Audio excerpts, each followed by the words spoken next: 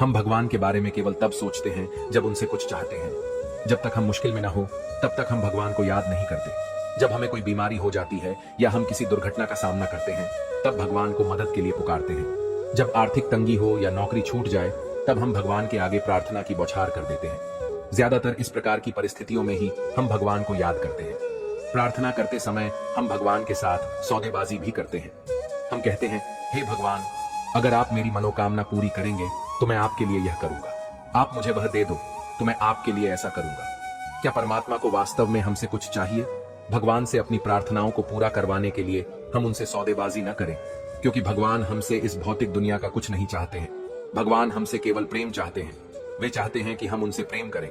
हमारे अंदर उन्हें जानने और पाने की तड़प और कशिश उत्पन्न हो।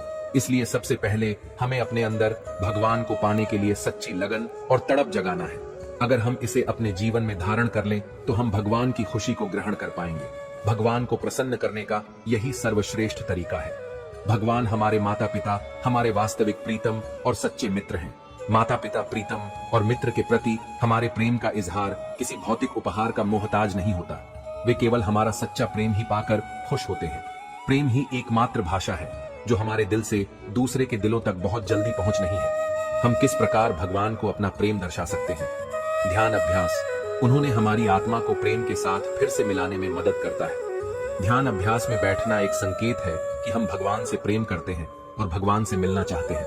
पर ध्यान अभ्यास में सिर्फ 5 मिनट बैठना पर्याप्त नहीं है। जब हम रोजाना लगन और उत्साह से भगवान को पाने के लिए ध्यान अभ्यास में बैठते हैं तब भगवान देखते हैं कि हम हमसे मिलना चाहते हैं।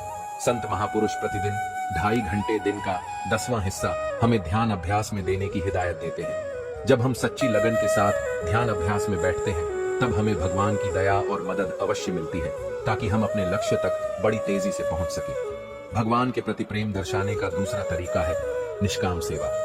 सारी सृष्टि भगवान की संतान है। जब हम बिना स्वार्थ से दूसरों की सेवा करते हैं तो हम भगवान की सेवा करते हैं। माता पिता खुश होते हैं जब लोग उनके बच्चों की मदद करते हैं। इसी प्रकार जब हम किसी भी प्रकार से भगवान के बच्चों की मदद करते हैं तो भगवान प्रसन्न होते हैं। एक सबसे बड़ी चीज जो मनुष्य कर सकता है वह दूसरों की सेवा करना है, क्योंकि भगवान हमसे यही चाहते हैं। अगर हम अपने जीवन में इन गुणों को धारण करेंगे तो हम देखेंगे कि ऐसा करने से न सिर्फ हमारे जीवन में खुशियां आएंगी, बल्कि इससे औरों का जीवन भी सुख व शांति से भरपूर होगा। और सबसे ज्यादा खुशी हमें इस बात की होगी कि हम कर रहे हैं जो भगवान हमसे चाहते हैं। दोस्तों, अगर इस दुनिया में सबसे बड़े तीर्थ की बात करें तो गौ माता के चरणों में और माँ बाप के चरणों में सारे तीर्थ है, और वही सबसे बड़े हैं। भारत में गाय को माँ कहा जाता है और उसकी पूजा की जाती है। पहली रोटी गाय माता को खिलाई जाती है। यहाँ तक कि हिंदू पुराणों में धर्म को भी गौ रूप में दर्शाया गया है। भगवान श्री कृष्ण ने तो खुद गाय की सेवा की और उनका निवास भी गोलोक में ही माना जाता है।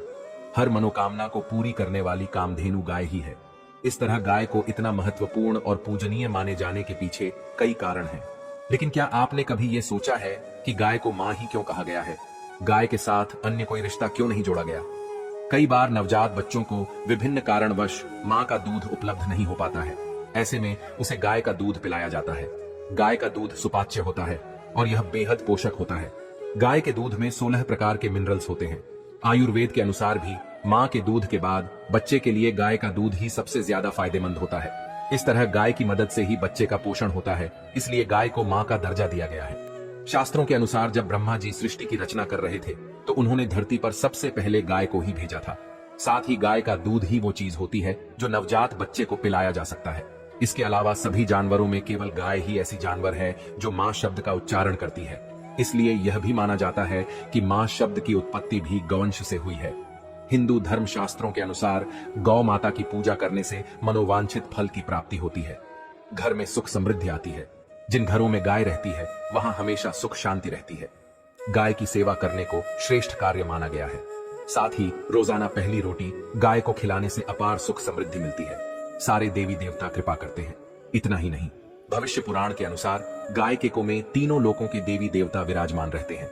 गाय के गोबर में, लक्ष्मी गोमूत्र में, भवानी चरणों के अग्रभाग में, आकाश जारी देवता, रंभाने की आवाज में, प्रजापति और थानों में समुद्र प्रतिष्ठित है। कहते हैं कि जो मनुष्य सुबह स्नान करके गौ स्पर्श करता है वह पापों से मुक्त हो जाता है। संसार के सबसे प्राचीन ग्रंथ वेद है और वेदों में भी गाय की महत्ता और उसके अंग प्रत्यंग में दिव्य शक्तियां होने का वर्णन मिलता है। मान्यता है कि गांव के पैरों में लगी हुई मिट्टी का तिलक करने से तीर्थ स्नान का पुण्य मिलता है। यानी सनातन धर्म में गाय को दूध देने वाला एक निरीह पशु न मानकर सदा से ही उसे देवताओं की प्रतिनिधि माना गया है। मित्रों, एक बार की बात है, एक राजा था जिसका नाम दिलीप था। राजा दिलीप का कोई पुत्र नहीं था, इसीलिए वह अपने गुरु वशिष्ठ के पास गए। गुरु ने कहा कि तुमसे एक अपराध हुआ है, इसीलिए तुम्हें पुत्र नहीं हो पा रहा। तुम्हारा अपराध है कि तुम एक बार देवता की युद्ध में मदद करके वापस लौट रहे थे। रास्ते में देवताओं को भी भोग और मोक्ष देने वाली कामधेनु एक विशाल वट वृक्ष के नीचे आराम कर रही थी और अन्य कई गांव माताएं चारा चल रही थी। बस शीघ्रतावश तुमने अपना विमान रोककर नीचे उतरकर कामधेनु माता एवं गौ माताओं को प्रणाम नहीं किया, अनजाने में मार दिया। जबकि रास्ते में कहीं भी गौवंश दिखे, उनको राहत देते हुए दाएं होकर प्रणाम करना चाहिए। यह बात तुम्हें भी गुरुजनों ने पूर्व में बताई थी। यहाँ गौ अपराध और गुरु आज्ञा का उल्लंघन हुआ है, इसीलिए तुम्हारे यहाँ पुत्र की प्राप्ति नहीं हो सकता है।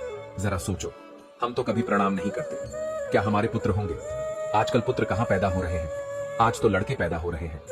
महाराजा दिलीप गुरुजी के पास जाकर रोने लगे। गुरुजी, कोई तो उपाय होगा। गुरु वशिष्ठ ने कहा, जहां नंदिनी गौ माता को ले ले जा, और इस नंदिनी गौ माता की संतुष्ट होते ही पुत्र रत्न की प्राप्ति हो सकती है। नंदिनी गौ माता ही कामधेनु गाय की पुत्री थी। अब तुम्हें पुत्र केवल गौ माता दे सकती है। राजा दिलीप ने नंदिनी गौ माता की बहुत सेवा की। जब गौ माता चले तो वह भी चलते थे, जब गौ माता खाए तभी वह खाता था। एक दिन गौ माता ने दिलीप राजा की परीक्षा करनी चाहिए। जैसे ही प्रकृति का सौंदर्य निहारते राजा दिलीप की दृष्टि फिर नंदिनी गौ माता गुफा में चली गई। उस गुफा में एक शेर था। शेर ने गौ माता को पकड़ लिया और गौ माता करुण पुकार कर दरकारने लगी और राजा दिलीप से मदद की गुहार लगाने लगे। याद रहे, राजा दिलीप गुरु कृपा से चराचर सभी प्राणियों की भाषा समझ लेते थे। दिलीप राजा ने शेर के ऊपर जैसे ही धनुष बाण संधान किया, उनका हाथ जहां का वहां जाम हो गया, निशक्त से हो गए। क्योंकि यह सब खेल नंदिनी गाय का था। गाय का एक रूप भगवती दुर्गा दी है, वही देव दानव यक्ष किन्नर और मानवों को शक्ति प्रदान करती है। यहाँ तक कि भगवान शिव की पराशक्ति भी यह गौ माता ही है। जब हाथ जगत गया, राजा दिलीप मुंह से ही चिल्लाए, मेरे गुरुजी की गौ माता को छोड़ दो और बदले में मुझे खा जाओ, मुझे कोई दुख नहीं होगा। मगर शिवराज, आपने नंदिनी गाय को आघात पहुंचाया तो मैं जीते जी भी मना ही समझो। शेर ने कहा कि अरे, तू तो एक राजा है, मुझे गाय को खाने और वशिष्ठ जी को इस गाय के बदले दूसरी 1000 गाय दे देना। क्यों ऐसी बेवकूफी कर रहा है?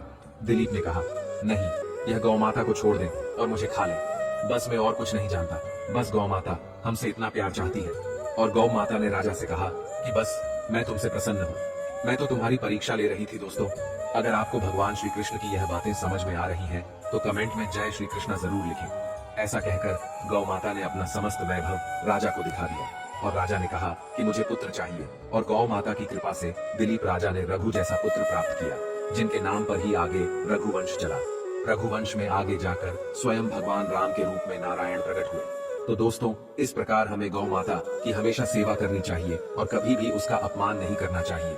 और जब भी हमारे दरवाजे पर गौ माता आए तो उसे रोटी जरूर देनी चाहिए, क्योंकि वह आपके दरवाजे पर आपसे रोटी ही तो लेने आती है। दोस्तों, कहा जाता है और कि माता पिता की श्रद्धा और समर्पण भाव से सेवा समस्त तीर्थों के समान है। कहा जाता है कि माता पिता की सेवा से ही पुत्र या पुत्री का जीवन यश कीर्ति पुण्यशाली होता है। कहा जाता है कि यदि गंगा स्नान नहीं कर सकते और मंदिर दर्शन नहीं कर सकते, वो तीर्थ नहीं कर सकते, तो कोई बात नहीं है। पर यदि उसने अपने माता पिता की पूरी श्रद्धा और समर्पण के साथ सेवा की है, तो उसे समस्त तीर्थों पर गंगा स्नान का लाभ मिल जाता है। इसलिए हर व्यक्ति को अपने माता पिता की सेवा से विमुख नहीं होना चाहिए, माता पिता का अनादर नहीं करना चाहिए और उनके हर आदेशों का पालन करना चाहिए। जो व्यक्ति अपने वृद्ध रोगी माता पिता की सेवा नहीं करता और उसका आदेश का पालन नहीं करता, वह उनका अपमान करता है, तो उसे नरक का भागी होना पड़ता है। पता नहीं कितने वर्ष तक शक कुत्ते कीड़े की योनि में जन्म लेना पड़ता है। माता पिता की सेवा से ही भगवान की सेवा हो जाती है। एक पुत्र के लिए अपने माता पिता की सेवा ही समस्त तीर्थ व ईश्वर की भक्ति व सेवा तथा पूजा पाठ से कहीं अधिक बढ़कर है। हमें अपने माता पिता की कभी भी निंदा नहीं करनी चाहिए और उन्हें सदैव प्रणाम करना चाहिए। माता पिता की सेवा करना हर संतान का प्रथम फर्ज है। जो लोग अपने माता पिता का आदर और सम्मान करते हैं, उनकी हर छोटी बड़ी जरूरतों का ध्यान रखते हैं, ऐसे लोग सभी के प्रिय और देवताओं का आशीर्वाद प्राप्त करते हैं। जय श्री कृष्णा।